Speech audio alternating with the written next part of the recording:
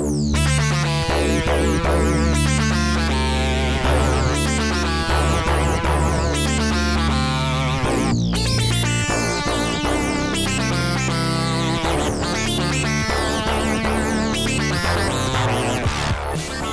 pilots. Uh-oh. Uh-oh, gamers. Uh-oh, folks. Sound the alarms. The Xeon's attacking. We all gotta get in our robots. Uh-oh. Uh-oh. Uh-oh. Good start. Yeah, oh, what a good start. Incredible. Hey! Sound welcome. the alarms, we're here.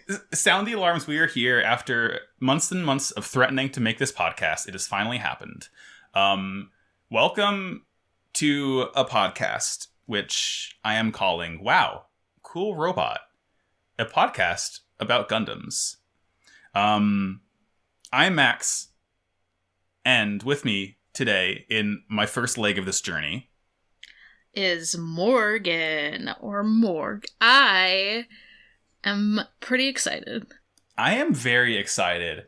It is thanks to Morg that I was able to basically get this off the ground, because they were like, hey, when are we going to do this? When are we going to do this?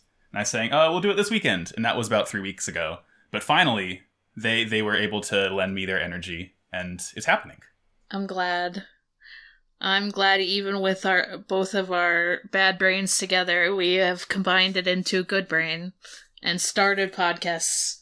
Both of our bad brains have combined. We have cleared the hurdles of planning our Pokemon teams. We've cleared the hurdles of playing nothing but Animal Crossing. And we are here performing for you. If you know the words, you can jump in the cockpit too.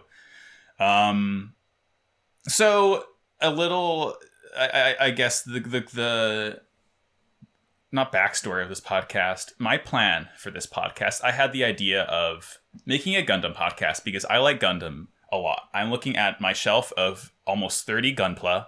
I'll be talking about Gunpla at a later date. I think I'm going to do a special episode on the history of Gunpla. Hell yeah. I don't know shit about Gunpla. I just see them and I'm like, cool. Do you say wow, cool robot? I do say wow, cool robot. Oh my god, we're gonna make that joke so often, and it's always gonna be funny. It's gonna be funny every single time. Except I tried to. Okay, so my friends who are like slightly less online than me, like they're still pretty online, but they just didn't know that meme. I like had to explain to them what the meme was and show them the picture, and they were just like, "Oh." And I'm like, why don't you think this is as funny as I do? Please clap. Please clap. It's very much please clap. Like, yeah, Jesus this Christ. is funny, please. I Validate promise. me. So I had the idea of, like, I've watched bits and pieces of, like, lots of different Gundam series growing up, but I haven't really sat down and watched, like, the entirety of the whole dang thing. The series I've watched the most of, I think, is Wing, which is, you know, Same. Historically not one of the most well-received series. Yeah. But I there's this little, like, guide floating around the internet that is basically, in what order should you watch the entirety of Gundam? And I guess I can link that in the show notes when this episode goes up. But basically it's a little flow chart of, like, where do you start? And obviously you start at Mobile Suit Gundam, or Gundam 0079, which is, like, the very original series of Gundam that started in 1979. So basically, the podcast is my journey through the entirety of Gundam. The gimmick is that each series will have a different co-host with me, sometimes one, sometimes more. But yeah, Morg, my compatriot in Animal Crossing and Pokemon and other internet activities, is helping me with this one. I am doing the first leg. You look down and you see a second pair of footprints. Wait, I don't know how that fucking thing goes. Never mind. I'm abandoning ship. Okay, so it's funny that I'm starting with the oldest one, since I have so much less experience with Gundam than Max does. I have experience with, like, Super Robot sort of shows, for sure. Like a ton of them. Just not Gundam specifically. I've seen a few episodes of Wing, and I think that's about it. Mm-hmm. I just, like, caught it on, like, I don't know, Toonami or Adult Swim or whatever the fuck it was on. Toonami, like, had all the Gundam back in the day. Yeah, I like caught like an episode here and there. But so I was like, sure, I've been meaning to watch them anyway, and of course we're starting with like the oldest one. As Dame Julie Andrews said in The Sound of Music, let's start at the very beginning. A very good place to start. Damn, truly. I love The Sound of Music. It's like my favorite musical. It's a good choice. When I was in 8th grade, Deep Max lore, our entire class had to perform a musical, and I didn't want a part, so I sang in the chorus. But I still know all the words to like most of the songs. Oh man, it's good. Catch me belting Edelweiss in the shower. Fuck yes, I wanted to be in the musical so bad when I was younger, but I just was not a good dancer, and all our musicals had dancing, and it was bad. That's like it's a lot to juggle at once. I can sing, but I can't move when I sing. Exactly. Those are two. It's like rubbing your tummy and patting your head. Cannot be done both at the same time. Yeah, also I just can't dance even when I'm not singing. I just can't dance. Yeah, I just kind of move my arms and like bounce my legs a little bit and hope nobody looks at me too much. Yeah, I mean, he moves his legs in the show too. Hey, so speaking of the show, my plan for Mobile Suit Gundam 0079 is about 3 episodes a week. If I have planned this out correctly, that will be 14 or 15 episodes to get through the original Mobile Suit Gundam. So I guess I can't think of any more like preemptive housekeeping to go over. Would you like Morg to get into these episodes? Yes. So I watched the sub of the show. Longtime Max heads will know that I have trouble watching dubs. I guess this would be a lot better because this is an era of dubs where it was a lot more earnest and wasn't as jokey joke, and 4Kids didn't get their grubby mitts on it. I prefer subs though. I actually also watched the sub. So from what I know, they're not like that different. It was just the voice of the narrator kind of grated on me for the dub. Mm-hmm. It was very welcome to the show. Yeah. It's like a very sort of space opera-y narrator. And we're not here to sort of outline the differences between sub and dub. Like later on, when I get other co-hosts in other series, like I'll probably watch the sub the entire way through. But co-hosts will watch the dubs, and obviously, like that we'll be able to compare and contrast, like we do on my other podcast, Pod of Greed. But I might watch the dub sometimes if I'm like, I'm very motivated. I want to watch this twice. That probably, I'm saying it probably won't happen. If we're feeling saucy, if we're feeling our oats, we might dip into it, but we don't, no promises. So I guess to start out, we can start with Gundam 0079, Episode 1, Gundam Rising. This show is 41 years old. Yes, and in some ways you can tell, and in other ways you absolutely cannot tell, because there's some, like, very good to look at for, like, how old it is. There's something so magical about, like, hand-drawn animations and, like, seeing where they're trying to reuse bits, and the show looks, like, way, way more modern than it really is. Yeah, like, if you don't think about the time of when it was made, though, there are if you don't realize, as I didn't realize how old it was when I was first watching it, I was, like, kind of laughing at some parts that were, like, like the car moving. I was like, oh, the wheels aren't moving. What's happening? Yeah. But then I was like, oh my god, it's all hand-drawn. Holy shit. Yeah. And like some of the animation, like when they do fights and stuff, like it looks good. The fights are good. Oh my gosh, like it. I mean, we're getting a little ahead of ourselves, but like everything is just so down to earth, which is it's a joke because they're not on Earth. Oh.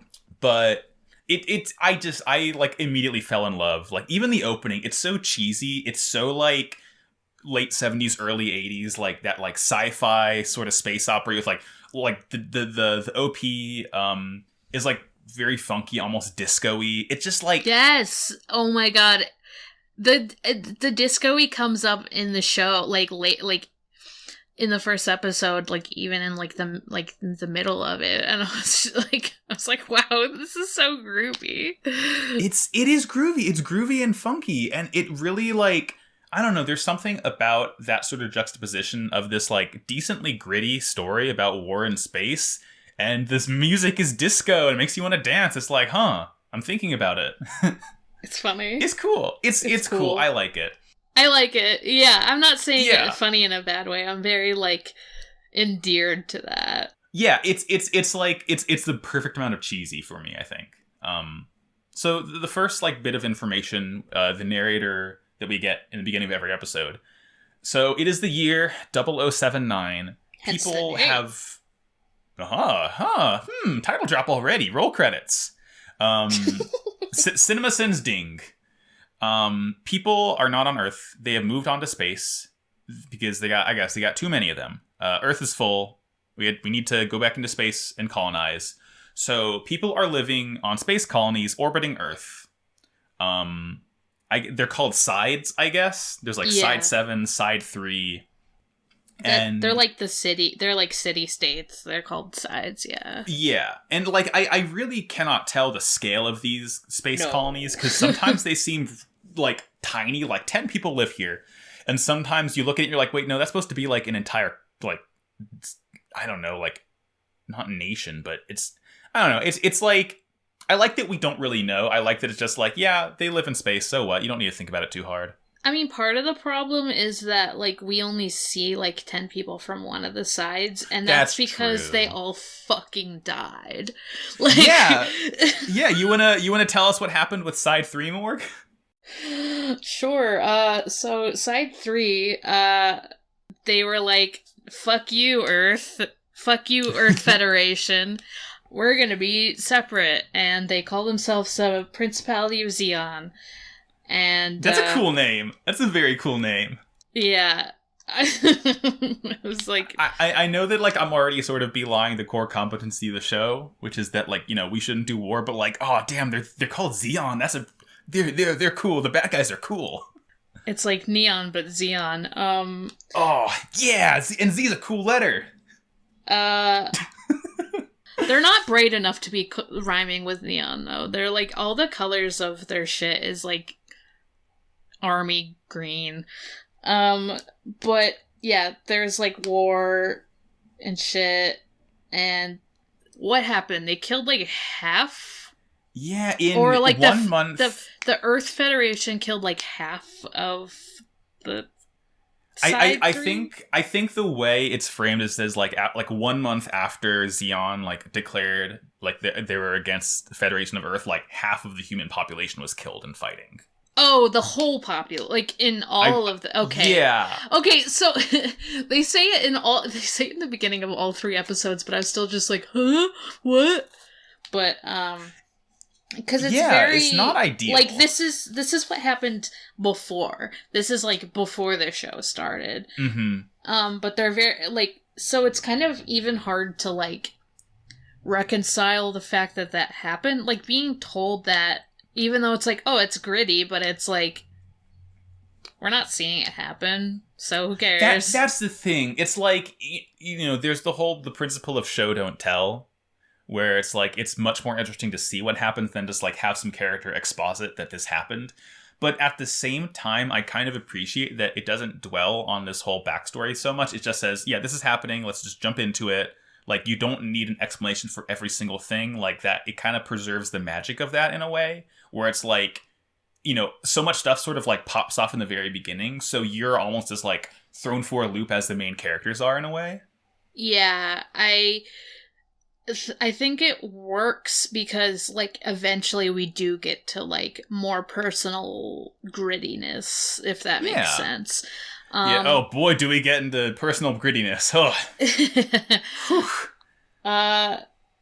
Yeah, I was a little worried because, well, we'll get there, but yeah.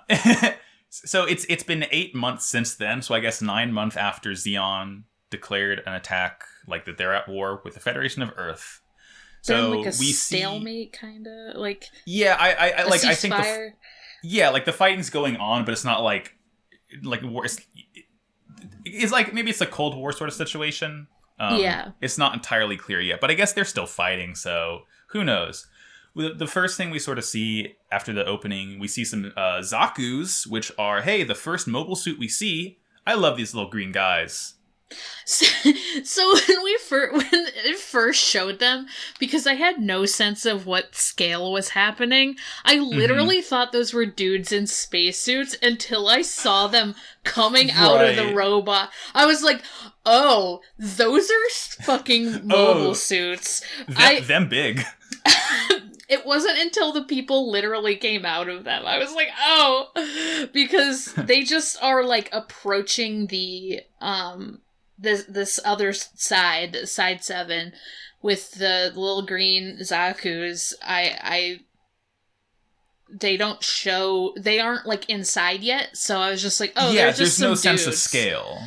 There's just some dudes, and then they like go inside, and like I'm like, for some reason I don't register it even with the trees, like how big they are, and because all the sides all have kind of like nature inside of them or something. Like they're all kind of mimic Earth inside and away.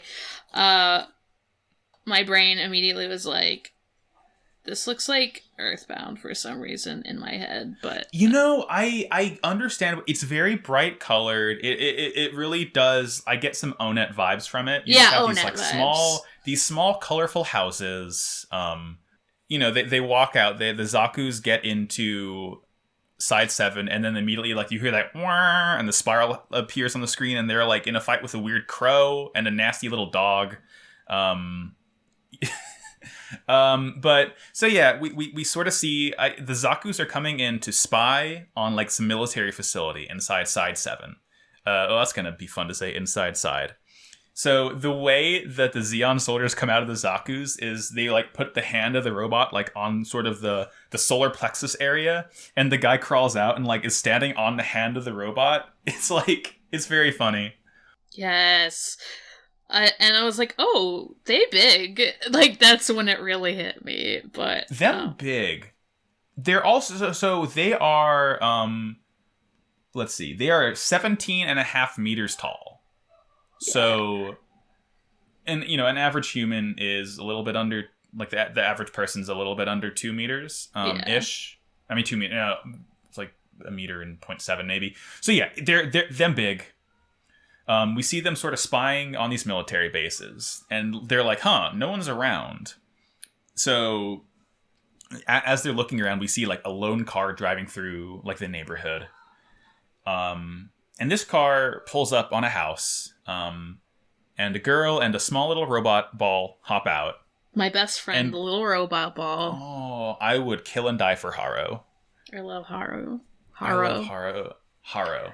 And the girl is named Frau Bow, Fraw, not Frau, which is how you would expect Frau to be pronounced. I'm like, oh, I love that video game. Franbo.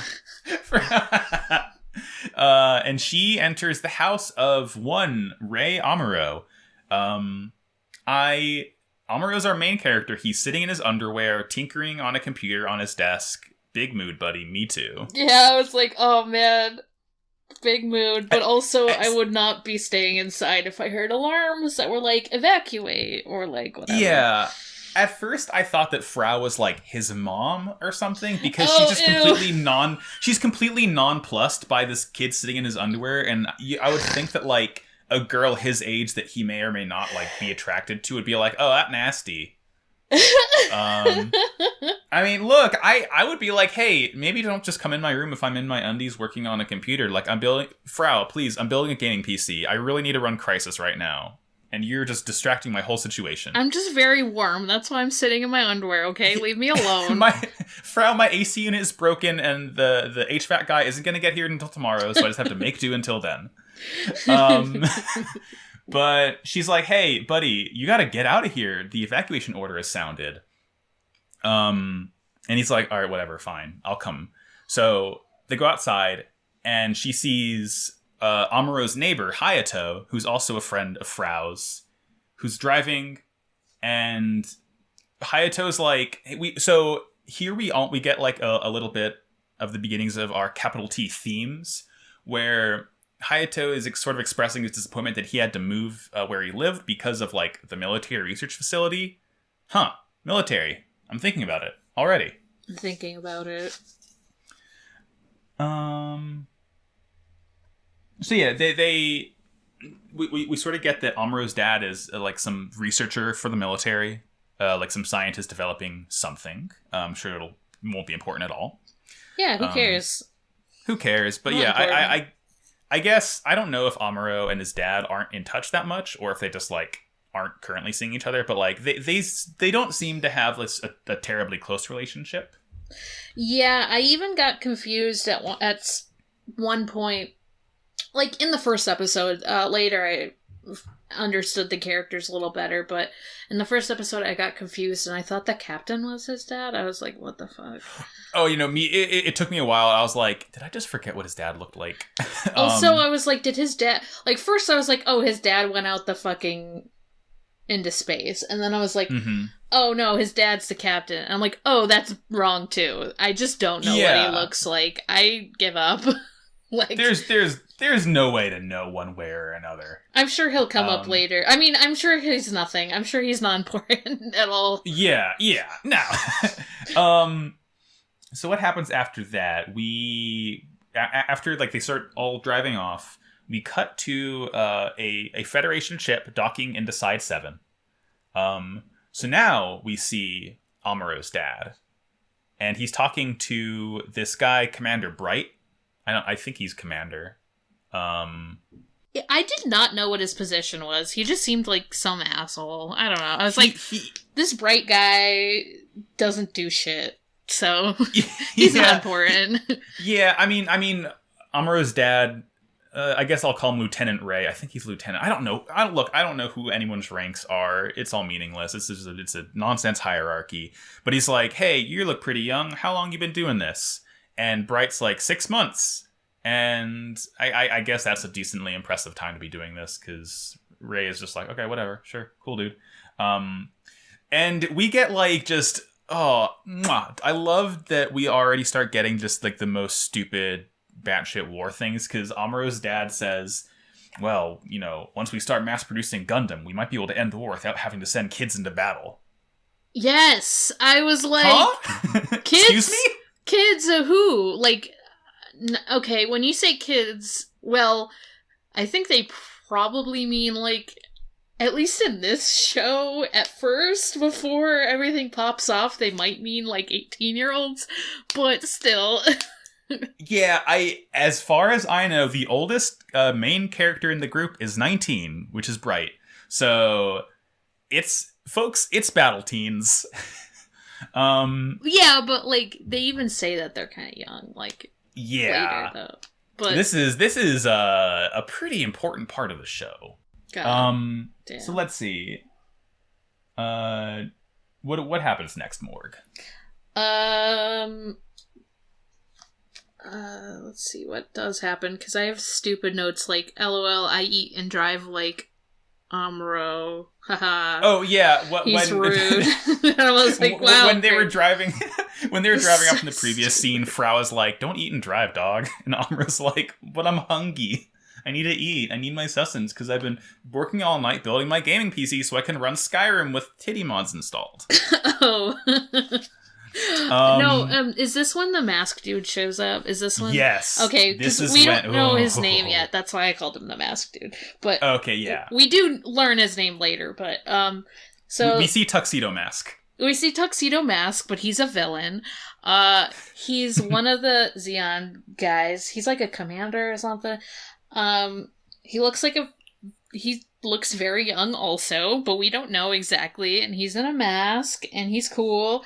And they're like, we're gonna fucking attack and stuff. But I don't remember, like, exactly, like, what the masked man... Yeah, he doesn't do a whole lot now. He's just sort of thinking, like, okay, we sort of followed the Federation to Side 7.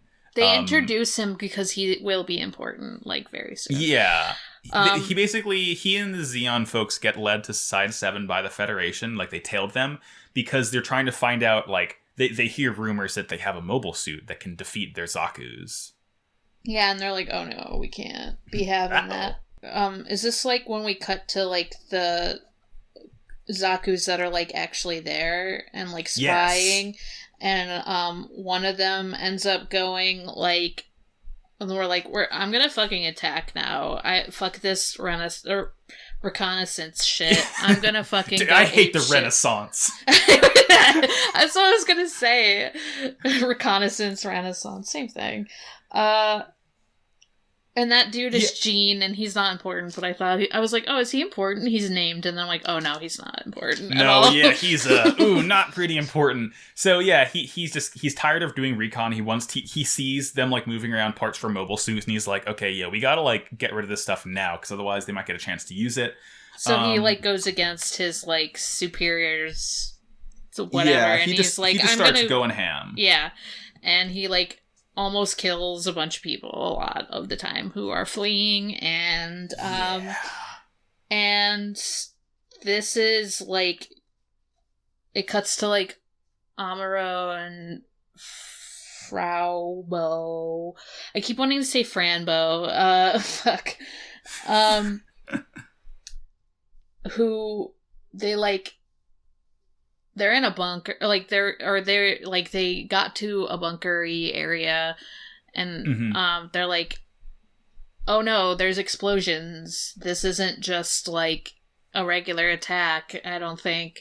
And Amuro's like, I'm gonna fucking go outside and see what's happening. Because he's a dumbass, apparently. No, but because he's the protagonist, and he has to see. And he's even like, hey, close the door behind me. Except they don't, and like the other civilians fucking watch what's happening because oh my God, they're so fucking dumb. I was yelling. I was like, oh my God, go back inside! Yeah, you're already yelling at the screen like it's a horror movie. Yeah, it's like while it's being attacked, Amuro says like, I don't know if this could survive a blast from a Zaku, so I'm gonna go out and see what's going on. And like 30 seconds after he leaves the bunker, like the Zaku shoots into the bunker, and like everyone in there is basically dead. Oops. No, it like shoots in. It shoots into like, because it doesn't shoot into the bunker because Frau Bo survives. Like she's still around. I think it shoots into like some other docking area where like I mean, this is not that important. I just want to make sure like everyone knows like, Frau's alive. The important characters are fine. Yeah, they're fine. It's already popping off. People are dying. Stuff's getting blown up. When this is the part where I was like, oh, am I just like not going to care about people dying? Because it was like just like random military people that I didn't know about. Right. But I was wrong. Ooh, yeah. So it wasn't just military people that get exploded. No. Because they're trying to like they're like, okay, I guess this fucking bunker is not going to do well enough, and we're going to have to like bring all these people to the ship instead.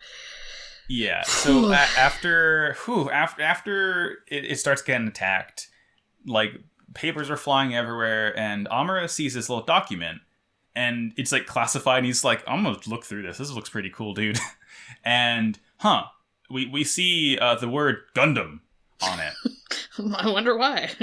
Pretty cool. And then we get a shortcut back to the Xeon ship where Char is like talking to the commander down there, and he's saying, hey, if you can't control the rookie, like I might have to go down there myself and take care of this. Char is the mask guy, by the way. Like we just don't learn at this point we know that he is Char. And I was like, is Char's this cool. Undertale? What's going on? But like what kind of name is Char? Like I don't know. The names in the show are very fun. I like to hear them. They're fun, very memorable names. Even like after the 3 episodes, I can tell you the names of all the main characters already, and I'm like, wow, I usually cannot do that. Yeah. But so after Char says, I'm gonna go, I might go down there if you can't calm down. Amuro looks over and he sees Gundam on like a bed. Like not like a sleepy sleep bed, but like on a big like transport bed covered in a very small tarp, a little blanket for a big boy, and he sees his dad. It's Daddy Ray is here, and we already just start getting that delicious sort of strained relationship where Amuro's dad is like more worried about getting Gundam to safety, and Amuro's like, hey, what's more important, the robot or human lives? Yeah, he really does ask that. Even though I don't think that we get an answer. Even though he was kind of like, oh, cool, robot, he's also like, wow, humans are important, though, actually. Wow, human lives. Cool. Cool. So Frau, like, the refugees are sort of like walking along the highway by the base, and Frau runs down because Amuro ran off. And, oh boy, right after she runs down that hill, remember when we mentioned that important people die? Well... So, yeah, a bunch of, pretty much, all of those people, all those refugees, die. They get exploded. Frau gets, like, pushed down the cliff by the explosion, kinda. Like, or it's, like, it happens behind her and she, like, falls down. But, maybe her family dies, maybe? Oh, maybe she has to cry over the corpse of her mother. Maybe. Yeah, like a normal thing that happens. I'm sensing some themes. So it's like, episode 1. We have a horrible moment where like Amuro has to comfort Frau as like her whole family's dead in front of her. Like, yikes! I think war might be bad. Damn, war's bad. Oh, I'm thinking about it. But, so Amuro is like, okay, like, has to encourage Frau to, like, not stick around and, like, to leave, even though she was blown away and is grieving over her family, so... And she does it. She fucking... Yeah. She, like, gets the fuck up and, like, stumbles up toward, like, up to where she was before, and she fucking does it, because she's... stronger Shout than out to me. Frau. Like, yeah, no. Frau Bo is the real main character to me. I'm thinking about it. So after he gets Frau to run off, he looks over and he's like, so Amuro sees the Gundam and he hops up onto like the bed that it's on. He throws off the tarp and he just climbs in that thing right away. He sure does. Read the little he found that instruction manual earlier. After the base started getting blown up, and he's like, I think I know how to pilot this thing. And he does, because apparently he's a fucking genius. I mean... Yeah. like, I don't know, because I like knew, I was like, oh, obviously Amuro's gonna pilot, like, especially because they talked about, like, oh, we won't need kids to do war, but... God... As it turns out, the best laid plans of mice and men are quickly undone by green robots. So the Zakus see Amuro in the robot, and they like sort of see that the tarps uncovered it, and they're like, "Hey, that's that robot. We gotta blow it up." And Amuro is able to activate the blasters. It's like the blasters are like on like the temple of the Gundam's head, and that sort of like pushes them back. They're like, "Oh, it's active. Uh-oh, that's not great." Like, who's inside? Yeah, they start shooting at it, and the bullets don't really do much to it. Like the laser blasts, they're like, wow, this robot is pretty dang tough. If like we're shooting at it and it's doing absolutely nothing to it. And like that's kind of what gets him by, because he's just like not a fucking robot pilot at all. Yeah, he's just a kid, and life is a nightmare. God, truly. I can't believe that Simple Plan song is about Amuro.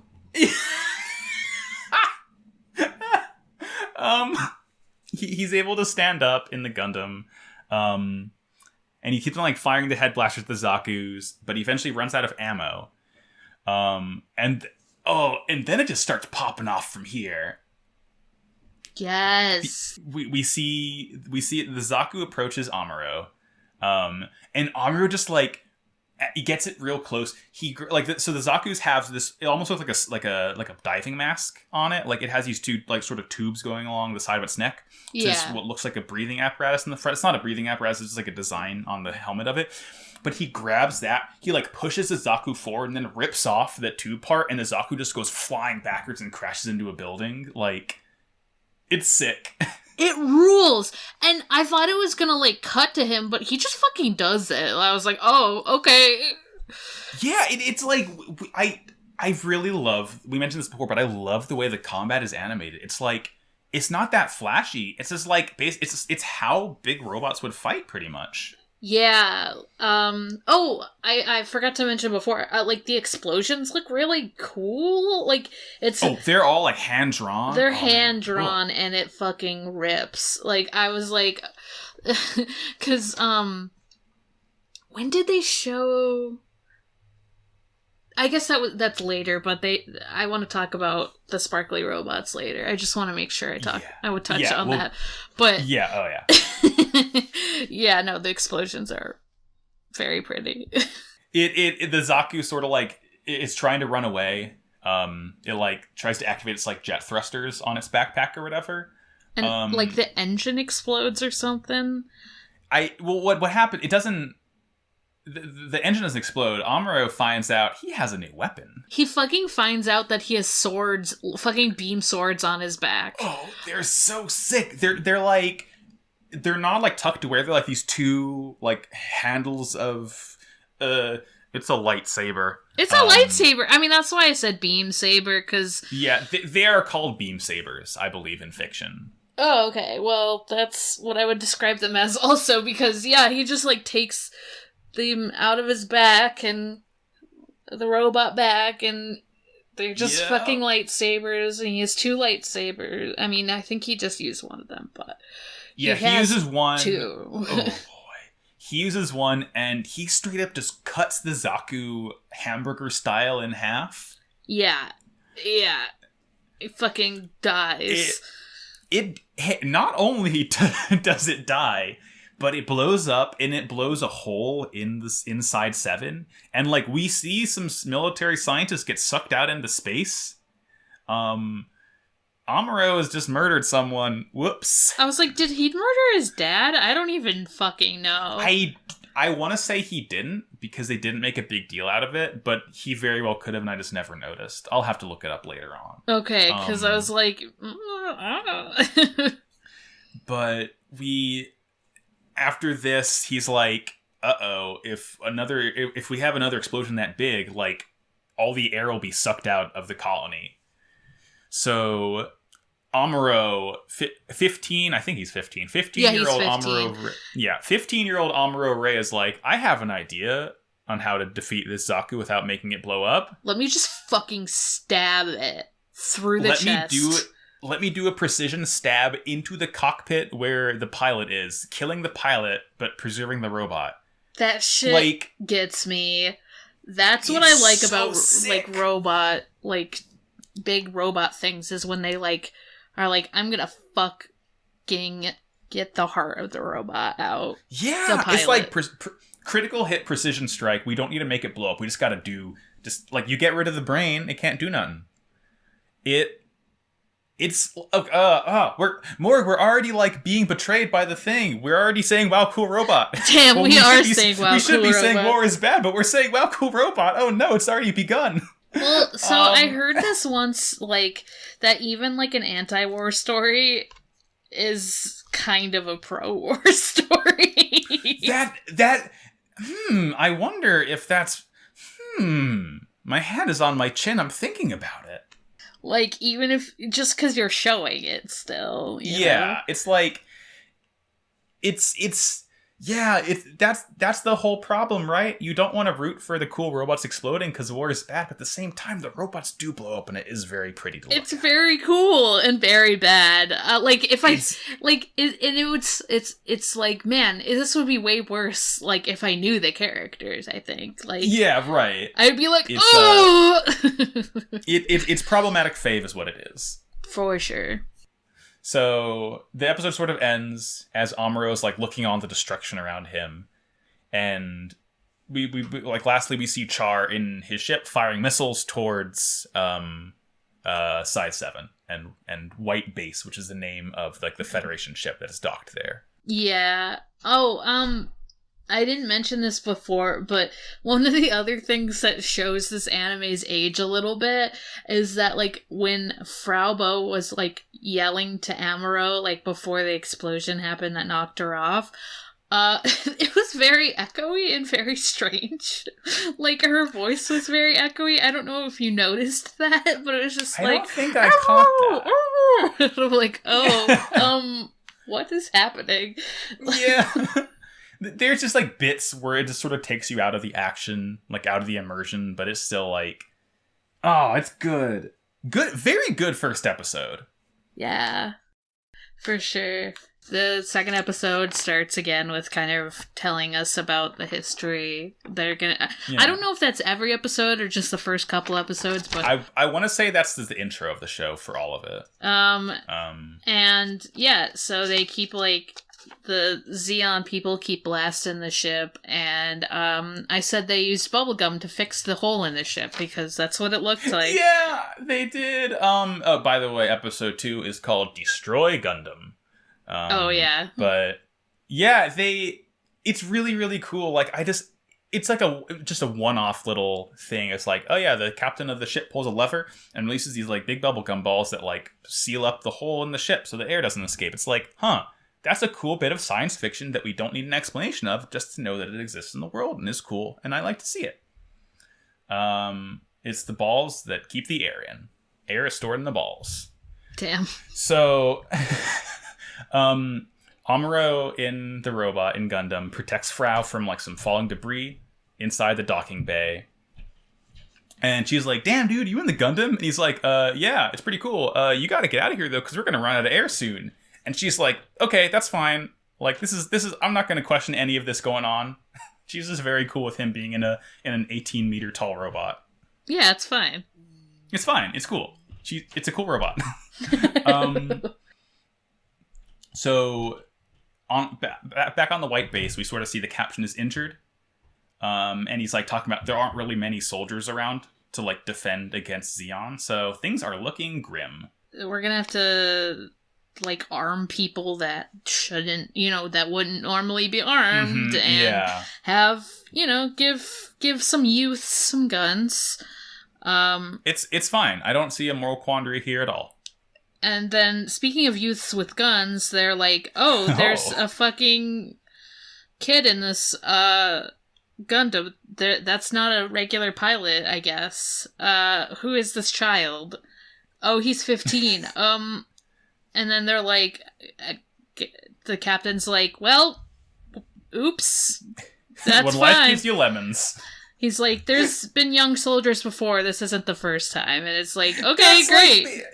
That's basically a direct quote. This show, I mean, it's like, it's said so casually that it's almost hard to tell if it's a theme or not. But it's like, very much like, yeah, the reality of this is that there are kids who have to fight in wars, and that's not great. But you gotta do what you gotta do. Sometimes life gives you giant robots, and you gotta make giant robot juice. It's because, like, as we kind of saw, everyone's been blown up, Mm-hmm. Yeah. So inside the cockpit of White Base, they're trying to figure out, like, okay, the captain's injured. We don't really have anyone who can pilot it. But they look around, and there's this girl who shows up, Mirai Yashima. And she says, yeah, I can pilot it. And the captain's like, you must be part of the famous Yashima family. Yeah, oh boy, I know the famous Yashima family. They're well known. I know all of those family members of the names that I know. But she's important. She's one of the main characters. Yeah, I was like, who? Yeah, I mean, she was also, like, she was kind of bandaging, much like, they were having, like, Frau Bo and, like, this other girl who becomes important later, like, bandaging up people who got, like, hurt in explosions, including the captain, and,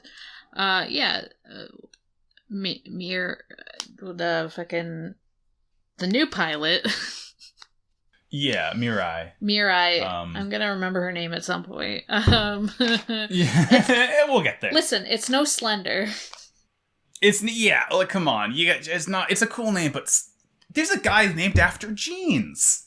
So we cut over to the Zeon ship. Char is contacting Admiral Dozel of the Zeon Federation, or the Principality of Zeon, telling him about Operation, I don't know if it's Operation V or Operation 5, but that's basically the Federation's operation to make mobile suits. And he's like, yeah, they have a Gundam, not great. And it's really strong. Oops. Yeah. So Char, in his infinite wisdom, says, well, I'm going to do some reconnaissance. I'm going to infiltrate, but I'm not going to go in a Gundam. I'm just going to take some dudes. We're going to float in the vacuum of space. We're going to just like swim over to Side 7 and check things out. And they do Admiral says, I know this and I love you. Godspeed, my boy. He can just do it. I mean, to be a little bit fair, he is harder to notice when he's not in a Gundam. Yeah, but like he's not in. Yeah, he's not in a spacesuit really. He just is like in a helmet basically. He just sort of. He just has like a little like dinky little like rocket pack like you get in Smash Bros. He's just flying over there. It's very funny. It is very funny. I like that the main rival character, he's not that intimidating. He's just kind of a dingus. He's like kind of like he's a little twinky. He's a little bit. He's got little bit of a He's got some twink energy to him. And I mean that's fine since they're in fucking robots, so it doesn't matter, but I'm almost like yeah, everyone's going to look like a twink compared to a 17-meter tall robot. Right. So Frau goes back into Side 7 to help look for survivors, and as she's leaving like the docking bay, she comes out with this blonde lady named Sayla. Yeah, they were all kind of like fixing up the people, so they're kind of like fast friends now, I guess. But yeah, they're like trying to see if there's any other survivors, and I think they just like go in a car and like start like calling out, being like, "Is anyone left?" Like but as they're leaving the bunker, they run into this guy named Kai, who and he's I didn't realize, but he's the main character too. He's one of the battle teens. Sayla like slaps him because they ask him, "Have you seen these survivors?" He's like, "I don't know. I'm just looking out for myself." Oh yeah. They were like, "Are you really a man?" And I'm like, "Shut up." Yeah, it's like I was like, fuck, I would run away too. Like, call me a coward, but damn. I can't fight a robot that tall. It has a big gun and I don't have a big gun. What am I gonna do? I'm just a guy. Guess I'm gonna get slapped. There's a lot of slapping in these episodes. Yeah. Because Amuro slapped Frau Bo to like get her like let her snap out of it from her grieving her family. I was like, oh yeah, that slap definitely city. The best way to slap city. So the Zeon people start firing on White Base and Side 7, but they're like avoiding where Char is because they like just want to cause a distraction while they infiltrate and scope things out. At the same time, while they're getting fired on, the captain tells Amuro to destroy all of the other Gundam parts held here because Zeon can't find out these secrets. Like, you have to use your napalm gun or napalm bomb or whatever to Super get rid of all napalm. this. Yeah, and he's like, oh, and get this man a weapon. Because he only has the head lasers at this point, so he needs an actual beam rifle. Yes. That beam rifle is fucking scary, but So like you said before, Sayla's driving around, and she sees Char investigating like bits of destroyed mobile suit, and she has a regular pistol, and she's like, stick him up, and he takes his helmet off and like. He gives her this look. It's like really funny. The way it almost looked like he was like smoldering at her to like make her drop her guard. Yeah, but I was like, he does the Rapunzel Flynn Rider face at her. Yeah, but then he's also like in his head. He's just like, she looks like ... Yeah, and I was like, oh, me, I guess. Yeah, he kicks the gun out of her hands, and he flies off in his little like stupid jetpack. And she says she's too strong to be Artesia. And that's a name that we don't know yet. But then, like, a second later, Sayla's like, that was probably my brother. And I'm like, what? Yeah. Oh, well, that's Hello? when he was like, she looks like ... I was like, oh, me, I guess. I think they're Yeah. related. And then she confirmed it. And I was like, oh. Yeah, they Okay. appear to be siblings. And you can already tell because of their color coordination. They both have blonde hair. They're both wearing red. There's not a ton of blonde characters in this. Yeah, but they're siblings. You can sort of tell. So that's going to be probably an important plot detail in the future. Yeah. So Amuro rescues Sayla. He sees Char flying away, and they're all chasing Char. It's really funny. He flies through like the docking bay in his jetpack, and he's just juking everybody out. Like there's like 10 people shooting at him with laser rifle, and he's just like, nah, you missed me, can't hit me. Yeah, he all the fucking tried to while- sneak in and, like, take pics. He's essentially sneak in and take pics of, like, all the info on the Gundams. Yep. He's just being a nuisance. He's causing problems on purpose.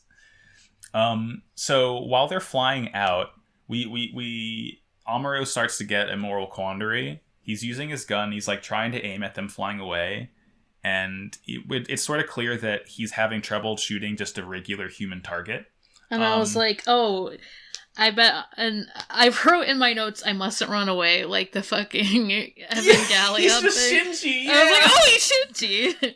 Amuro getting the robot. And you know, Amuro, real rich from you, buddy, because last episode you did just stab a guy with a laser sword and didn't feel a thing. But now when they're outside the robot, it's a problem.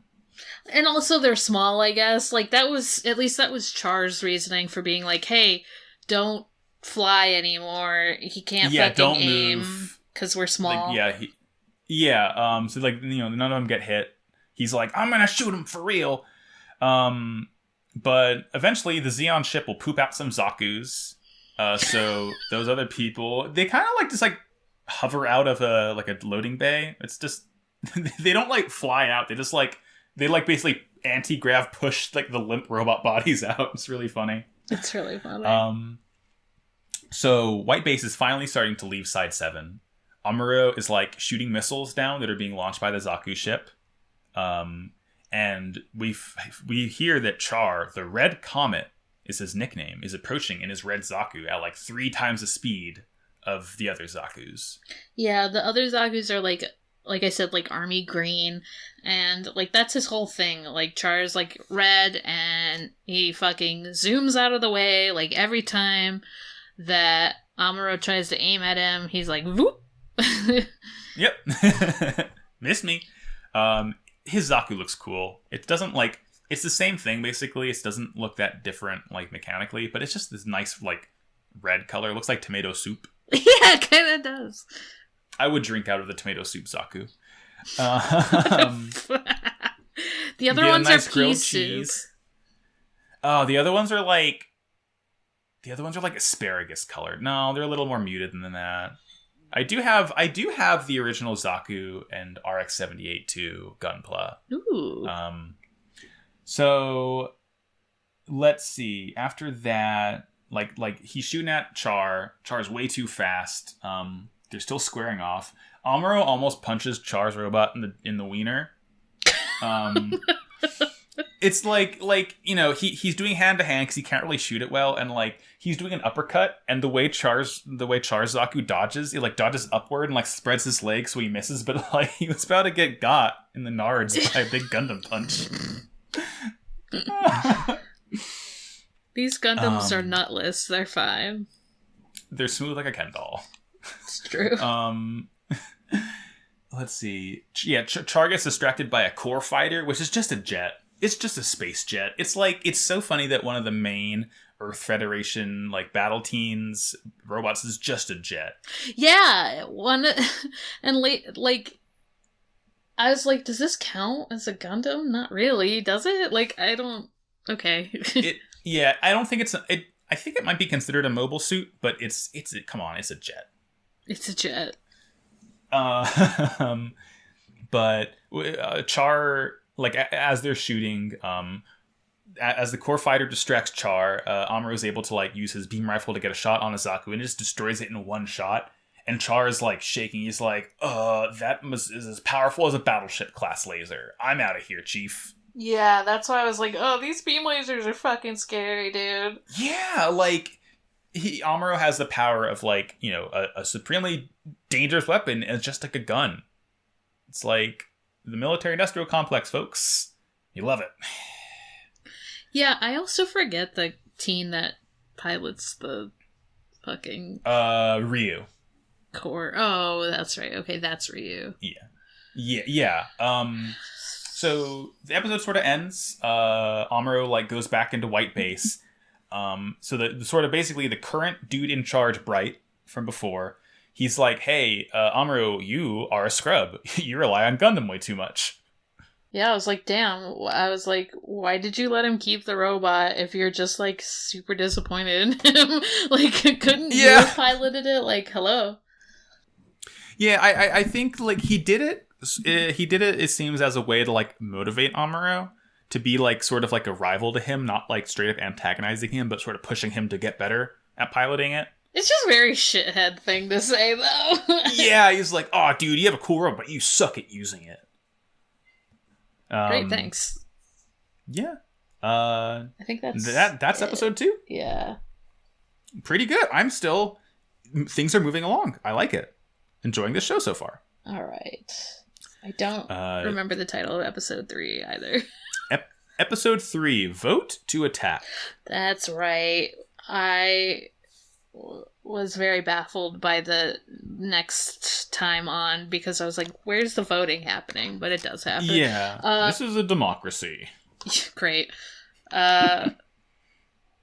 So one thing they mentioned pretty early in the show is the Minovsky particle. And I know that's a thing. I know that's a Gundam thing, but I'm surprised they don't, like, explain it at all. I know it's, like, a later Gundam thing, and they probably explain it in other shows. But I don't exactly know what it is. I was like, oh, I remember them talking about this on the, like, 2 episodes of Partisan that I listened to from Friends at the Table. Yeah. I was like, oh, they mentioned this, because I listened to, like, all of the Road to Partisan, so... Yeah, we don't know what it is at all. Basically, it's a plot particle. Great. It's just presumably there to like do whatever it needs to be. Oh, okay. As far as I know, I know about as much as you do, but okay. I'm sure we'll get some nonsense explanation later on that says, I understand everything, completely clueless. I thought that it was maybe like explained in Wing or something.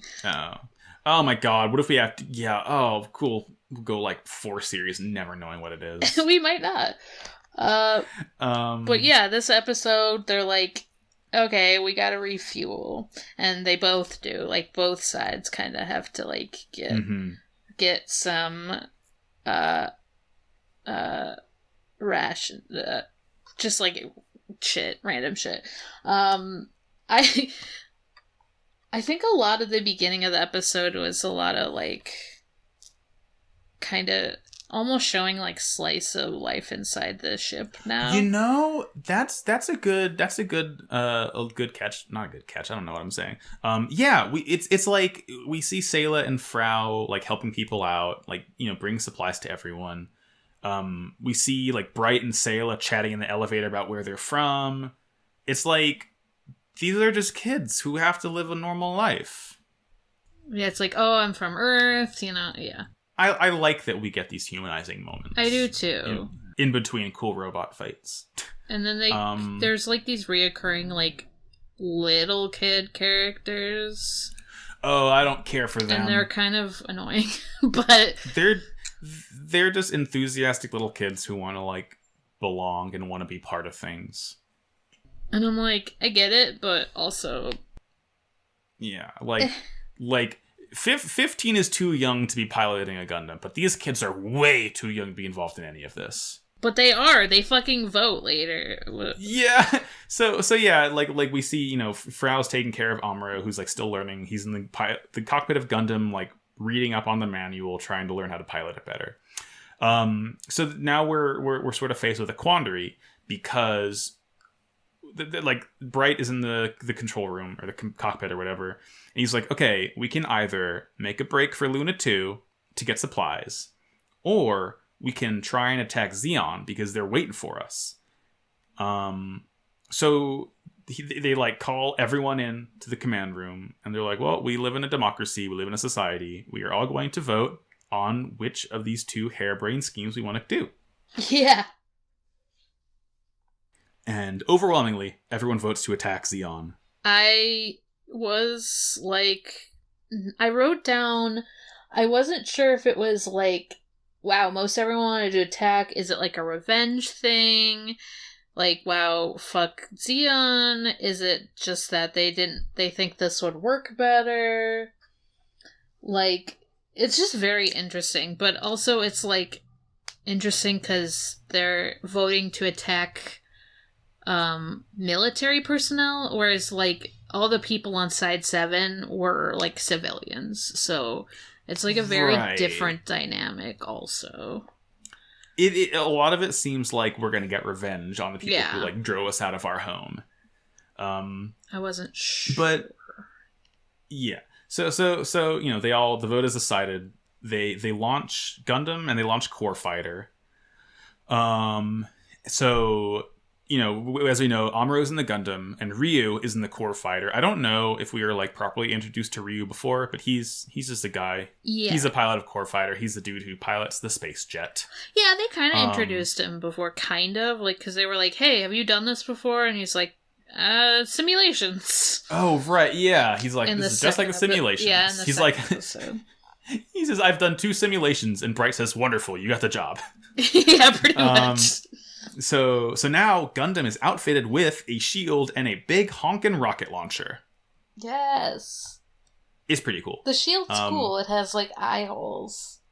The shield's cool. It's like red with white trim around it. It has like a little slot up top for the face, and it has like a big gold star in front of it, or like a sort of like cross-shaped star. Yeah. It's sick. So they launched Core Fighter. They launched Gundam. We cut over to Char, who he's like receiving supplies that he called in from earlier, because he's like, we need more Zaku's if we're going to fight this Gundam. And they're basically like I think the Musai. Yeah, the Musai is the main Xeon ship that Char is piloting, and the Papua is the supply ship that is coming to help them. Yeah, and they're like, oh, the Papua is so old, and like, why is it still functioning? Yeah, this ship sucks, dude. And the Musai is like a nice Lamborghini. This is like an old like Chrysler the Baron. Ew. Yeah. I don't know shit about cars, dude. So basically the whole scheme is that Amuro is going to do a sneak attack. He is going to fly around to the back, like between the Musai and the sun, so they can't really see him, and like perform a sneak attack there. Yeah, and like works pretty well. It does work pretty well. And Amuro like kind of proves himself to Ryu, who like has done more soldiery stuff, because he's like, hey, dumbass, we gotta like approach from the sun side, because they'll, Mm-hmm. He's like, oh wow, you're smart even though you're a rookie, even though you're baby. Yeah, it's like he definitely has a decently good tactical mind for all of this. So yeah, with the sun behind him, he starts firing rockets on the Musai, and like Char order, like it is just getting got. They're getting blasted. Char orders one of the Zaku's to protect the Papua. And like just things are not going well for Xeon, because the Core Fighter starts doing bombing runs on the Papua, and the missiles are hitting the Musai. But Char is eventually able to launch the Zaku's, and he's in his red Zaku again. And now we get a cool fight. Yeah, we get a cool fight. But there's also, I mean, it is cool. Like, I'm not... Yeah. But there's also, like, side things happening at the same time as the cool fighting. Yeah, it's like the fight between Char and Amuro, like, is like, it's not even the main thing that's happening right now. It's like, we just see them darting around in the sun. We see their silhouettes clashing, but, like, that's not the most important thing, which is kind of neat. Yeah. Like you'd think it would be, but like Ryu is sort of being like a shithead and the core fighter because he's like so focused on blasting the Papua that white base can't start attacking it because like he's keep on getting in the way. And then they like try to contact Bright and be like, hey, tell him to chill out. And Bright tries, but his communicator isn't working. Ryu's communicator isn't working. Bright calls him on a landline phone. Yes, so he funny. does. I didn't even like. I mean, I like kind of registered that, but I was like, whatever. Yeah, he just picks up like a Bakelite telephone like hooked into his command chair, and he's like, "Hello, is this Ryu? It's an answering machine. It's really silly. That's very funny. Like we get a line from Char while he's fighting the Gundam. He's like, just like the raw power of your Gundam's not what's important. It's pilot skill. And he's just like kicking the shit out of Gundam, but it's still like holding up really well. Like it can take a lot of hits. Yeah. So one of the characters we met in the first episode, Hayato, he gets the bright idea to pilot the gun tank to like start firing on the Papu or the Musai as well. Hayato being Amuro's neighbor, and he needs another pilot since the gun tank is a 2-person pilot thing. The gun tank is like, it's like the top half is a sort of humanoid robot body, and it has tank treads, and just like a whole mess of guns on it. Yeah. It's neat enough, I guess. It's not a big robot, but it's a robot enough. I was like, it's still a robot. Yeah, it's wow, neat robot. It's not cool, it's neat. Rank robot. Yeah, they need 2 people to. They need 2 people to pilot it. So Kai, the guy from before, who was running away and didn't look for survivors, going into the docking bay that Sayla slapped, is going to help. Hayato pilot the gun tank because he's got a special license. Because we're worried about licenses in this situation. Yeah. True. Like that's the most important thing we got to focus on. I mean, to be fair, like they don't want him to crash. Yeah, I mean, they can't really get more equipments as of now. They're just like in space trying to survive. Yeah. But yeah, they land the gun tank on Luna 2, which is the colony, or like the I don't even think we mentioned it. Luna 2 is where they're trying to go to. It's like this asteroid that was placed in the moon's orbit. It's like a refugee base, presumably. Yeah. But they see the gun tank is on Luna 2. It's like trundling along, getting in range. Yeah, it starts blasting the Papua. But the Papua's like, in its last effort, it like sends out the Zaku's and supplies for Char. So, they destroy it, but... Yeah, the Papua is fucking gone. Yeah, it gets yeeted away by the gun tank's big guns. But, the pilot guy, whatever his name is, has... Yeah, the Xeon commander. He's out in his Zaku. He's out in his Zaku, and he has the other Zaku, and he's like, I'm gonna fucking take on the Gundam. I like that... Well, or 2 things. I like that the sort of the backup mobile suits, like the core fighter and gun tank. I like that they actually can do things and can help.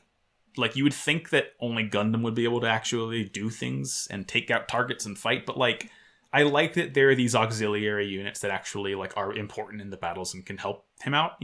I like that there's like not just one robot and there's nothing else. Well, it makes sense also because it's kind of like this is the first time that we have a mobile suit Gundam. So right, yeah, like, presumably so if this is the first one that's like really working, we've had all these other attempts at stuff. This is like our other military equipment. Mm-hmm. The Federation is probably using a bunch of those. And also, the Zaku that the commander is using, it's like a darker shade of green and has a sort of different face. And it's an older model of Zaku. Because the Zakus we see, the lighter green ones, those are all Zaku 2s. But the Zaku that... What's this? Is he denim? No. I don't remember his name. That's why I was like, Yeah. The Xeon commander that's not Char. But he's in a Zaku 1. The supplier guy. One. The supplier commander guy. The dude who I guess piloted the Papua here. Yeah, because they're like, I have to take revenge for the supply Yeah, he's so mad at Amuro right now. Yeah. He's out for blood. Doesn't go well for him, though. Spoiler, he dies. Yep. Amuro cuts it in half again. Well, he doesn't cut it fully in half, but he basically, like drags the sword through the Zaku. Yeah. It's sick, but it's messed up. Yep. But he's like, it's just, Amuro's fine with blowing up robots that are people inside, but he just can't shoot an actual human target. Get your priorities in order, bud. Yeah, and I don't know how much of it is like, oh, because they're people and he knows they're people. How much of it is they're smaller. I mean, I think it's probably both, but... Mm-hmm. Yeah. It's like, I'm sure it'll be a bigger plot thing later on, where he's like, oh, I'm a murderer. Yeah, I don't know if he, like, registers that he's fucking killed people.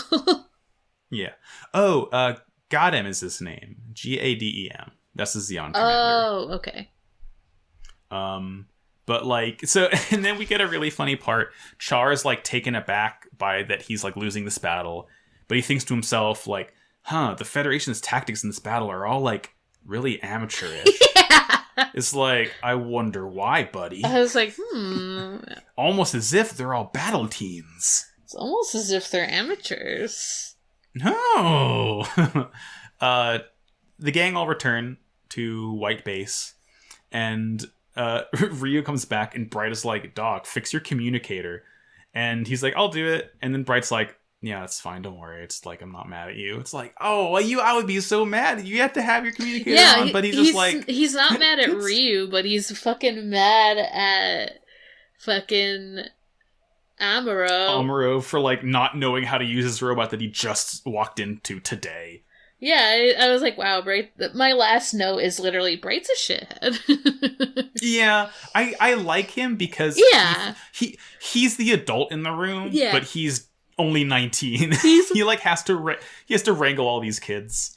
Like, he's not the adult in the room, but he is the adult in the room. Like, he has to be the adult in the room. Because, like, the captain's still, like, there. He's just fucking in pain. Yeah, the captain's just like, yeah, not doing so hot. He's, like, bedridden. Yeah. So that's, the episode sort of ends. Frau and Haro show up and bring some, like, nice juice to Ryu and Amuro. Amuro's like, I'm gonna fucking punch that guy. He, like, legitimately says that. He's like, fuck, like, he was respectful. I hate you, Bright. He was respectful to Bright's face, but he's just like, wow. If this keeps, I hate his guts. If this keeps up, I'm gonna fucking deck him. Is pretty much what he says. So at this point, like, they've all sort of the main cast is like changed into their, like, the military uniforms. But this is pretty much like our main cast all together now. We have Amuro, Frau. I guess Haro counts as part of the main cast. The little robot that Amuro built, this, like, little round boy. Ryu, Kai, Hayato, Sayla, Bright, and Mirai. It's like, that's a pretty motley crew. Yes. I like them. I like these battle teens. I do too. I'm glad you remembered their name. I keep forgetting the two who piloted the tanks' names. Those are the ones I keep forgetting. Haru and... Hayato and Kai. Hayato. Why did I say Haru? Hayato and Kai. Okay. Yeah. We'll learn their names. But yeah, that was our batch of episodes this week. Yes. I really like this show so far. Yeah, no, I liked it more than I thought I was. Like I said, I thought I was a little worried that I wasn't going to, like, care for it when they just, like, started killing, like, random soldiers, but I quickly got into it. Like, about halfway through episode 1, I was like, actually, this is good. Yeah. And I definitely forgot to talk about the sparkly robot, but... Oh, man, well, we can bring it up now. This is very, very important. So I took a video of the... I think, was it the white base or was it the tank? Yeah, no, it was white base while it was docking into Side 7. Yeah. There were, like... the sparkles... Because it's all hand-drawn, the sparkles are, like, jutting out of like, to show how shiny the ship is. They're just, like, jutting out of it. I don't know why. That just, like, very much struck me. It's very, very silly. But it's like, I guess, you have to cut corners when you animate it. For sure. But it's just like... But then you brought up, you were like, cute. what if Edward Cullen sparkled like this? And I was like, it'd be a better movie. I mean, hard to match how good the original Twilight is. Nothing will compare to the baseball scene. Oh, nothing. You're right. Yeah, so like, even starting out the show, the main things I've noticed is that like, wow, it is very normalized that like teenagers have to fight these wars. And like, wow, death is a very important part of this universe, and I'm sure we're going to see more of it. And like, wow, cool robot. Wow, cool robot. It's like, it's a surprisingly mature show for both like just on its own. I didn't expect it to be this like heavy starting out, but also like 1979, that's like pretty heavy. I guess Star Wars came out 2 years earlier, so it was sort of a sci-fi time. Yeah, but for sure. It's still impressive. It's interesting. Is this kind of like... This is kind of like Japan's like Star Wars. I mean, I heard someone compare it to that almost, even though they weren't like movies. I mean, there were movies. It's more of a TV show thing than like a movie series thing. Yeah. So it's good that you mentioned that. I don't know. Do you have any like more things to say about the episodes themselves? No. I'm mostly just like interested in the show more than I thought. Even though I was like, oh, I want to go in. The fact that I was like, oh, I picked the first one because I'm always a little iffy, and I'm like, people don't always say to start here, so I don't know. But then I'm like, oh, I like it more than. I mean, I think it's a good place to start. No, I'm glad we are, and like, I actually really like it, and I might watch more even after I'm off of the show as a co-host. So. Hell yeah. So for our special segment at the end of the episode, which I think I could probably turn into a fun little thing, our Robot of the Week segment, which is what I'm going to call this, our cool Robot of the Week, I guess. So this is the very beginning of Gundam. This is the very first episode. So the robot I can tell you about this week is RX-78-2, which is Gundam, the original. This is the boy, the white devil. With you know him with the white armor and the blue chest and the yellow eyes and the yellow little crest and all that. This robot, so this thing is 18 meters tall, which is like almost 60 feet ish. That's pretty big. With like I'm there's not a whole lot of like trivia that I can say now because like a lot of it is like just talking about like later series and whatnot.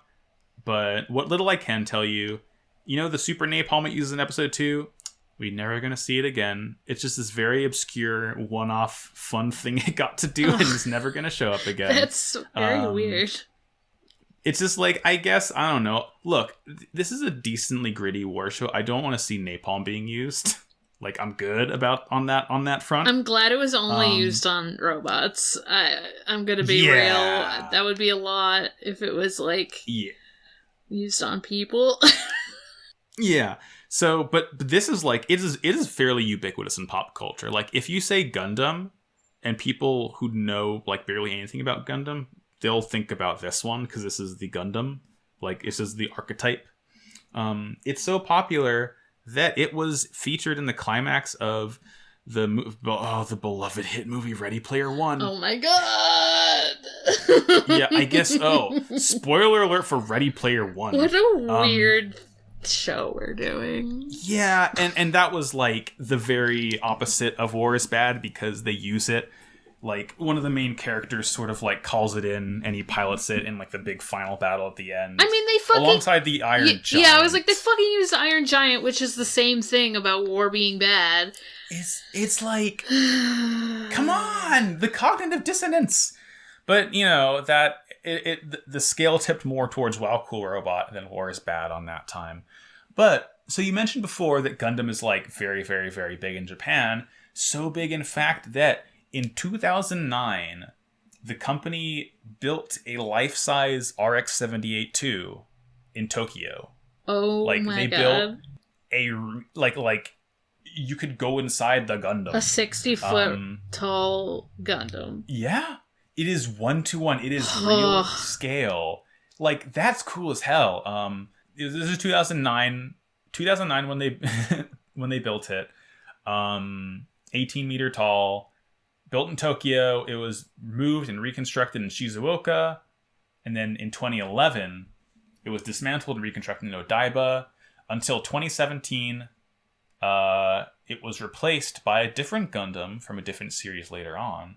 But I believe they're going to rebuild it in Odaiba next. So there is a real, like, and I think it moves now. I think they've, like, upgraded it so it, like, parts of it will move, like its arms maybe, or its head can turn. But, like, yeah, that fun fact of the day, Gundam is real. Soon they're gonna make, like, it move and, like, able to fire shit and able to be used in combat. Like, that's what I'm, like, wondering. Ooh, I'm thinking about it. And I don't like it. I like it, I don't like I don't like it, but I'm also like, I don't like it, but if I could have one, I would very much want one, please. Thank you very much. It's one of those things where I'm like, I don't really want it, but I'm also, like, interested in, like, how that would be possible. It would be cool to have. Yeah. So yeah, that's like your fun bit of trivia for today. So I guess now the episode is sort of on its close. Morg, do you have anything you would like to plug? Where can we find you online? You can find me at Haunting the Morgue at most places. That's Haunting the MORG. There you can find my pin tweet. I think I mostly just have my other podcast pinned there at the moment. But more might come. My other podcast being the Sonic Shuffle, which is a holistic and randomized Sonic lore podcast where Dan, Max's other co-host from Pot of Greed, tells me about Sonic shit. It's pretty cool. It's Sonic, good. There's a lot. There's a lot of weird shit, and I don't know shit. It's another thing that I don't know anything about, except instead of, like, watching anything, Dan just tells me about it. It's great, because, I mean, I'm probably going to watch, like, the movie, but... Yeah. It's learning. Knowledge is fun. Learning is fun. We love to learn about Sonic and robots. I've been Max. You can find me on Twitter and Tumblr and everywhere else at MaxyBajillion. Like Morg mentioned, I have another podcast called Pod of Greed. It is a Yu-Gi-Oh podcast where we watch and discuss Yu-Gi-Oh! All parts of Yu-Gi-Oh! We've started season 5 of Duel Monsters now. We've been doing this for like 2 years. We have almost 100 episodes. And you can find that on Twitter at podofgreedcast or on podofgreed.tumblr.com. Or kaiba.online. Oh yeah, thank you. Go to kaiba.online. It is currently a link to our Discord, but who knows what it'll be in the future. Not even we do, and we have the dang website. Yeah, I just realized, like, between us, we have very, very, very nerdy podcasts. Yeah, I mean, look, we have a type. We have to carve out our niche, and we are very good at nerdy things like this. True. So I guess, as we always say at the end of this podcast, we always say this the say whole time. We've been saying this every episode. War is bad. Wow, cool robot.